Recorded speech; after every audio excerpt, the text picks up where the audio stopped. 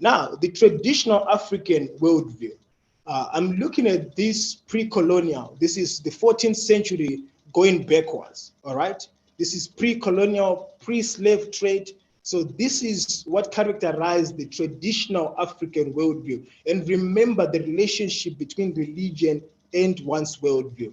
So religion, you find that permeated both the private and the public spheres in ways that made it impossible to separate the two.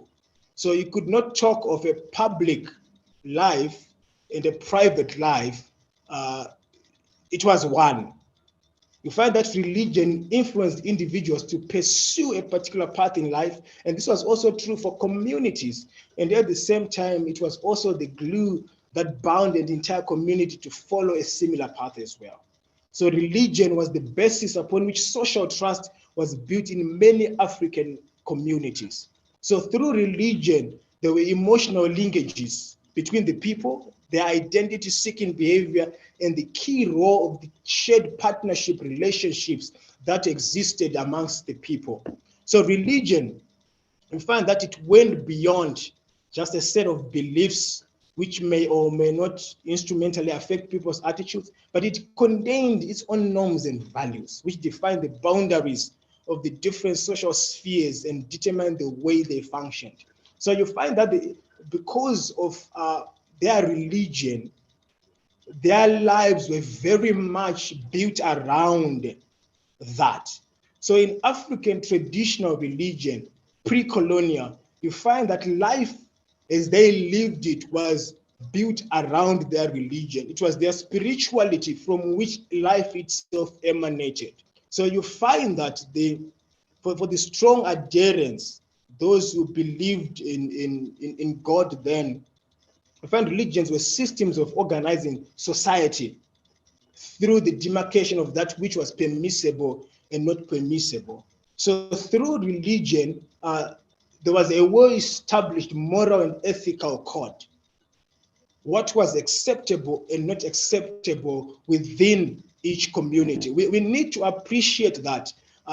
There's this general tendency to think or to perceive African traditional religion as being one. We need to appreciate that it's different from Christianity and Islam. Christianity is the Bible. So you find that the basic and foundational dictates of Christianity are universal, which goes the same for Islam because it's founded upon the Quran.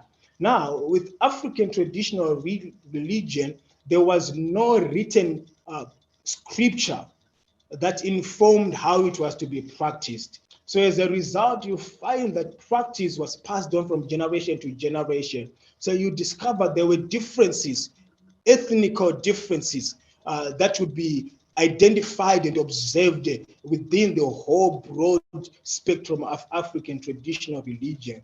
So within the African traditional religion, as I said, that the material, the physical, and the spiritual were so much closely intertwined. And you find that all of life emanated from the spiritual. So there was this clear hierarchy of spiritual beings within that traditional African religion. So supreme beings were the supreme being going by different names in different contexts. Here in Zimbabwe, in the Shona culture, it will be Musikavanu.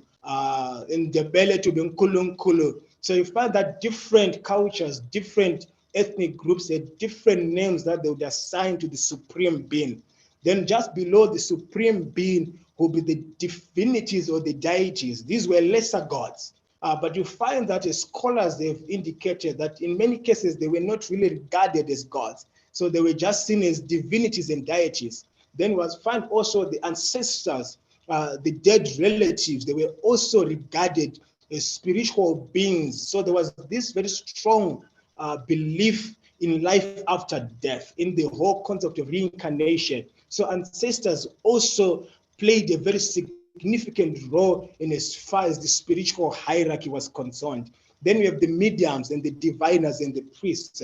Then we have also the kings. And you find that in some of the communities, the kings were also priests.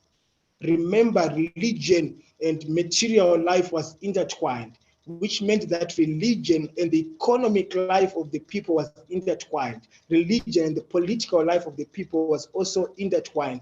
Religion and the social aspect of the communities was also intertwined. Then below the kings will be having the subjects. So this was the spiritual hierarchy, pre-colonial. So as I've said, religion was intertwined with the daily lives of the people. So eating was a religious venture, dressing was religious, dancing was religious, procreation was religious, even war was religious. So you find that the empires were led by priestly kings. And if it was not a priestly king, then there would be diviners or the priest who would advise the kings. And it's interesting to note that pre-colonial Africa flourished and prospered. It is reported that pre-colonial Africa actually developed at par with its global Western counterpart.